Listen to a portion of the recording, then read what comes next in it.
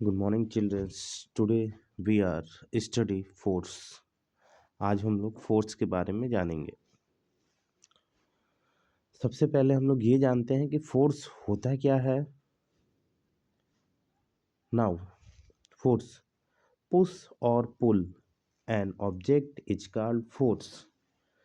Push और pull को ही हम लोग फोर्स बोलते हैं। जैसे कि पुश यानी किसी चीज को धक्का देना और पुल यानी किसी चीज को खींचना। यदि हम किसी भी चीज को, किसी भी ऑब्जेक्ट को पुश करते हैं या पुल करते हैं तो वहां पे फोर्स लगता है। Force are used in our everyday action like pushing, pulling, lifting, stretching, twisting and pressing. हम लोग फोर्स का यूज हर दिन करते हैं। जैसे कि किसी भी चीज को धक्का देना, खींचना, कोई भारी वेट उठाना, स्ट्रेचिंग यानी तेजी से बाह को मोड़ना, ट्विस्टिंग घुमाना, प्रेसिंग दबाव देना, ये सब हम अपने लाइफ डेली लाइफ में हमारा यूज होता रहता है। नेक्स्ट है force is due to interaction. Force की वजह से हमारे बीच में इंट्रैक्शन होता है किसी भी ऑब्जेक्ट के थ्रू, या जहाँ फोर्स लगता है वहाँ पे इंट्रैक्शन होता है। जैसे कि an interaction of one object which another object resultant in a force between the two object। जैसा कि हमने बताया कि टू ऑब्जेक्ट के बीच में इंट्रैक्शन होता है जब हम लोग फोर्स का यूज करते हैं। जैसे एग्जांपल देखिए, a man standing behind a stationary car. ये जो आदमी है, ये जो आदमी है कार के पीछे खड़ा है और कार भी आपका क्या है, स्टैंडरी पोजीशन में। स्टैंडरी यानी स्थित है, वो हिलडुल नहीं रहा है, एक जगह खड़ा है। देन नो इंट्रैक्शन, इन दोनों के बीच में क्या है, कोई भी इंट्रैक्शन नहीं है। अब देखिए, the man pushing the car. जब आदमी इस कार को अपने हाथ से पुश कर रहा है यानी धक्का दे रहा है तो इंट्रैक्शन होकर इन दोनों के बीच में इंट्रैक्शन हो रहा है। जैसे कि a force act the car and make it's move. Force आदमी लगा रहा है जिसकी वजह से आपकी कार क्या है, आगे की तरफ बढ़ रही है यानी मूव कर रही है। Force has magnitude as well as direction. Force का मैग्नीट्यूड भी होता है और उसका डायरेक्शन भी होता है। यानी पर्टिकुलरली हम लोग फोर्स में एक यूनिट होती है और उसका एज वेल एज जिस डायरेक्शन में हम लोग उसको पुश या पुल करेंगे उसी डायरेक्शन में वो आता है। जैसे कि strength of a force is express bye its magnitude. Magnitude को किस चीज़ से एक्सप्रेस कर रहे हैं, उसके स्ट्रेंथ से। उसी तरह the magnitude of a force is express in the SI unit of a Newton. और इसकी फोर्स की जो यूनिट होती है हम लोग उसको न्यूटन से रिप्रेजेंट करते हैं, हुज डिनोटेड एन। और इसको हम लोग शॉर्ट फॉर्म में एन भी लिखते हैं।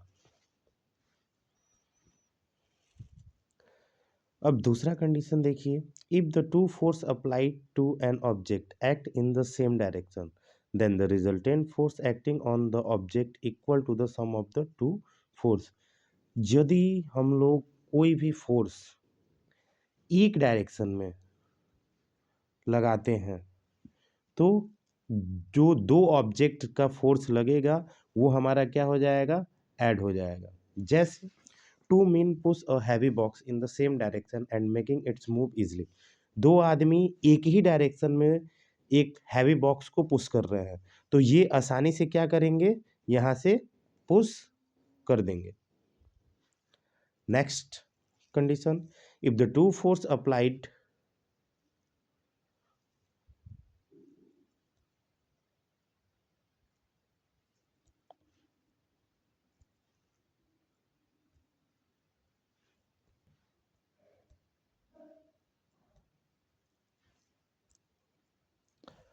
1 second.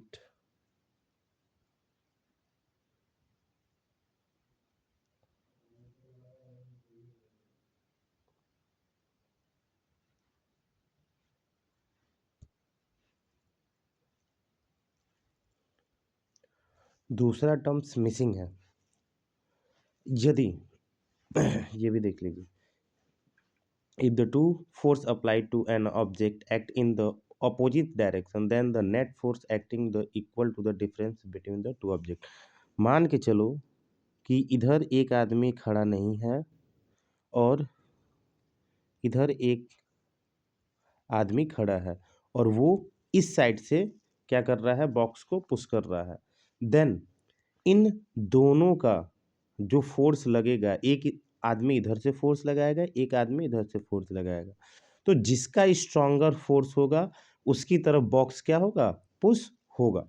To man pushing the heavy box in the object direction, the box will be the moving in the direction in which stronger push is the applied. यानी जिसका हैवी फोर्स होगा वो उसकी तरफ धक्का खाएगा, यानी इन दोनों का जो फोर्स होगा नेगेटिव में जाएगा और जिसका ज़्यादा फोर्स रहेगा वो उसकी तरफ फोर्स को लगाएगा। नेक्स्ट है जीरो।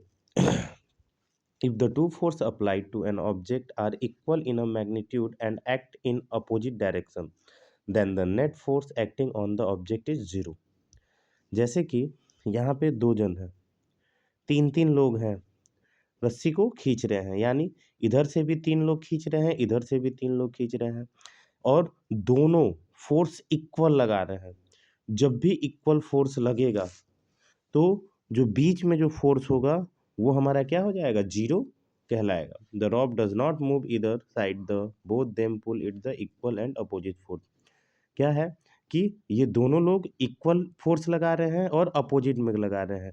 ये इधर खींच रहे हैं और ये इधर खींच रहे हैं, जिसकी वजह से जो नेट फोर्स है वो आपका क्या हो जाएगा, जीरो हो जाएगा। अब देखिए इफेक्ट ऑफ फोर्स। ठीक है, क्या क्या इफेक्ट होते हैं फोर्स के। पहला है a force can move a stationary object. Stationary यानी स्थिर, किसी भी स्थिर ऑब्जेक्ट को हम लोग फोर्स के हेल्प से क्या कर सकते हैं, हटा सकते हैं। जैसे आपका कॉपी एक जगह रखा है, कॉपी को हम अपने फोर्स से उठा के दूसरी जगह रख सकते हैं। या एग्जाम्पल में देखिए, the force of a kick makes stationary football moves. ये लड़का क्या है कि स्टैंडरी फुटबॉल को क्या कर रहा है, अपने पैर से किक मारेगा और ये जैसे ही किक मारेगा और ये फुटबॉल आपका आगे की तरफ बढ़ जाएगा।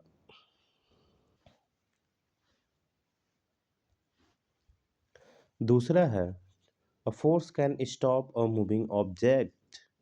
फोर्स के हेल्प से किसी भी हम लोग मूविंग ऑब्जेक्ट को रोक भी सकते हैं।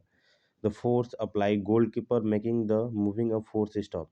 जैसे देखिए ये क्या है कि गोलकीपर है, बॉल एकदम तेजी से मूव करते हुए आ रही है और ये अपने हाथ के फोर्स से उस बॉल को क्या कर दिया, रोक दिया। दूसरा ऑब्जेक्ट भी है, जैसे कि कोई चीज़ मान लो बॉल है, बॉल डगरती हुई आ रही है, आप अपने पैर से क्या कर सकते हैं, उसको आसानी से पकड़ के रोक सकते हैं।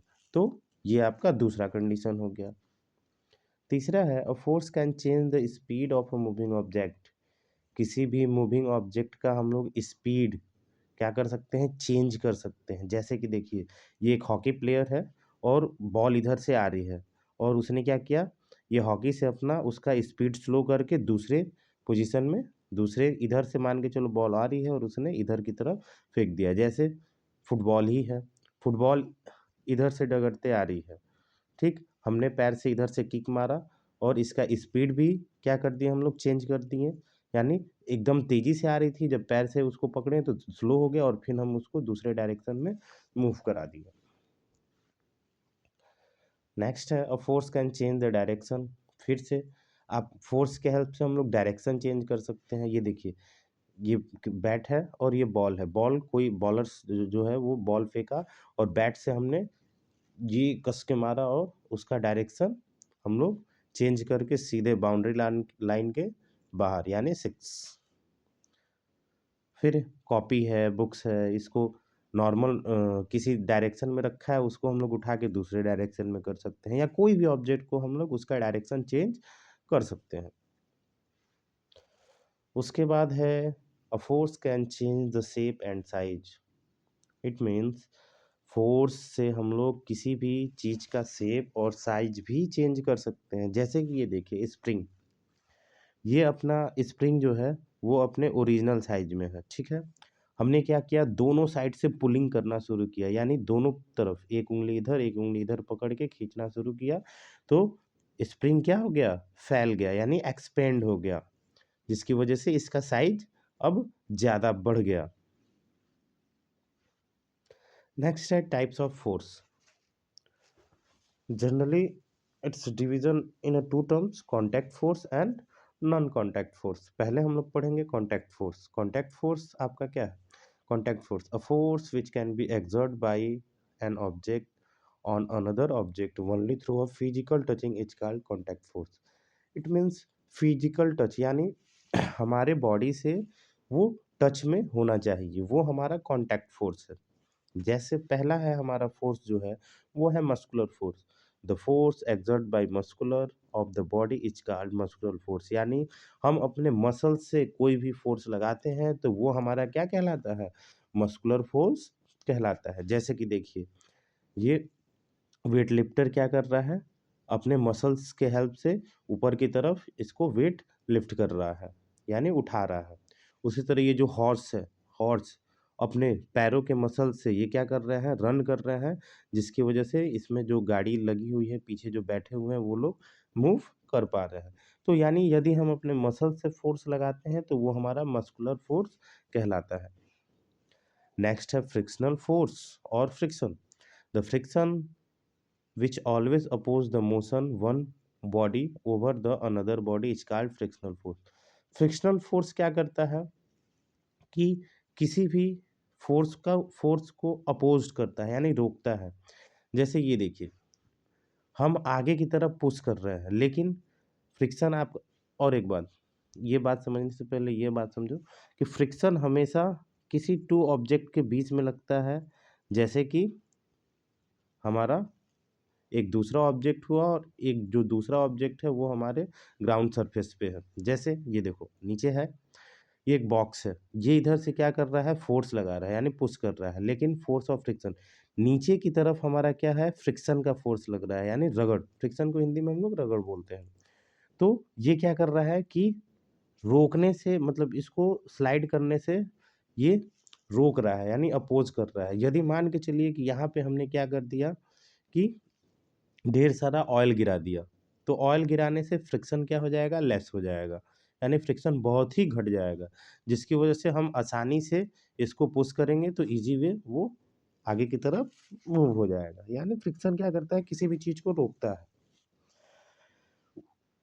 उसी तरह साइकिल, साइकिल हम लोग क्या करते हैं, रोड पे चलाते हैं, रोड पे साइकिल चला रहे हैं और बिना ब्रेक नहीं मारना है और हमको साइकिल को रोकना है, तो क्या करेंगे कि रैंडमली साइकिलिंग जो पैडल मारना है उसको छोड़ देंगे, तो वो धीरे धीरे धीरे धीरे धीरे धीरे एक कंडीशन ऐसा आएगा कि पूरी तरीके से साइकिल रुक जाएगी। क्यों? क्योंकि हमारा जो साइकिल का व्हील्स है, यानी जो चक्का है, वो हमारा रोड से क्या है, फ्रिक्शनल फोर्स लगा रहा है, जो कि फ्रिक्शन की वजह से वो रुक जाएगा। नेक्स्ट है non contact force, a force which can be exerted by an object on another object even from a distance without touching each other is called a non contact force. ऐसा terms, यानी ऐसा force जो कि बिना touch किए किसी भी object से जो बीच में जो फोर्स लगता है उसको हम लोग नॉन कॉन्टैक्ट फोर्स बोलते हैं। जैसे कि पहला है हमारा मैग्नेटिक फोर्स। मैग्नेट यानी चुंबक, चुंबक सारे लोग जानते हैं चुंबक। The force exerted by a magnet is called magnetic force, यानी मैग्नेट से जो फोर्स हमारा लगता है वो हमारा मैग्नेटिक फोर्स कहलाता है। जैसे देखिए ये छोटे छोटे आयरन्स के पिंस हैं जो कि मैग्नेट में कि वो क्या हो जा रहे हैं, जाके चिपक जा रहे हैं, तो ये हमारा मैग्नेटिक फोर्स कहलाएगा।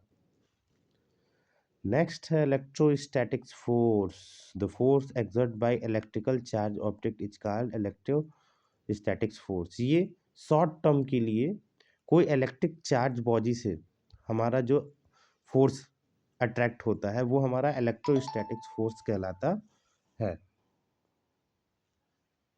जैसे कि the movement of tiny piece of a paper due to the electrostatic force exerted by the electric charge acquiring by the comb on the rubbing on the hair।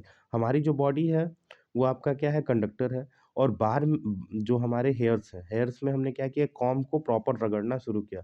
जब वो रब कर रहे हैं, रब करने की वजह से उस पर छोटे छोटे चार्ज पार्टिकल्स हमारे कॉम्ब पे आ जाते हैं, जिसकी वजह से ये पीसेस ऑफ पेपर यानी छोटे छोटे पेपर्स के टुकड़े जो हैं वो क्या हो जाते हैं, कॉम में यानी कंघी में जो है अट्रैक्ट कर लेते हैं। या आप लोग एक्सपेरिमेंट भी कर सकते हैं और आप लोगों ने किया भी होगा। नेक्स्ट है gravitational gravitational force. Gravity, the force which with which the earth pull the object toward its called the gravitational force। हमारी जो अर्थ है, ठीक है, वो किसी भी ऑब्जेक्ट को अपने तरफ खींचती है। यही हमारा क्या कहलाता है, ग्रेविटेशनल फोर्स कहलाता है। और इसने किसको बताया, तो इसने न्यूटन को बताया। एक्चुअली हुआ ये कि न्यूटन साहब एक सेब के मतलब एप्पल के पेड़ के नीचे बैठे हुए थे। अचानक से एप्पल उनके सर पे आके गिरा। फिर उन्होंने सोचा कि ये गिरा तो नीचे ही क्यों गिरा, ऊपर क्यों नहीं गिरा। तब उन्होंने बताया कि हमारे अर्थ के पास एक ग्रेविटी होती है, जिस भी किसी ऑब्जेक्ट का मास यानी वेट होता है वो हमारे अर्थ के सरफेस की तरफ अट्रैक्ट होता है। यानी किसी भी चीज़ को यदि हम फेंकते हैं तो वो नीचे ही आके गिरता है। इस तरह ये आपका फोर्स का टॉपिक हुआ ख़त्म। कोई डाउट होगा आप लोगों को तो आप लोग कमेंट सेक्शन में लिख के भेज दीजिएगा, मैं आपका डाउट क्लियर कर दूंगा। और वीडियो और ये फोर्स जो हमने समझाया वो कैसा लगा आप लोग ज़रूर बताएं। Thank you.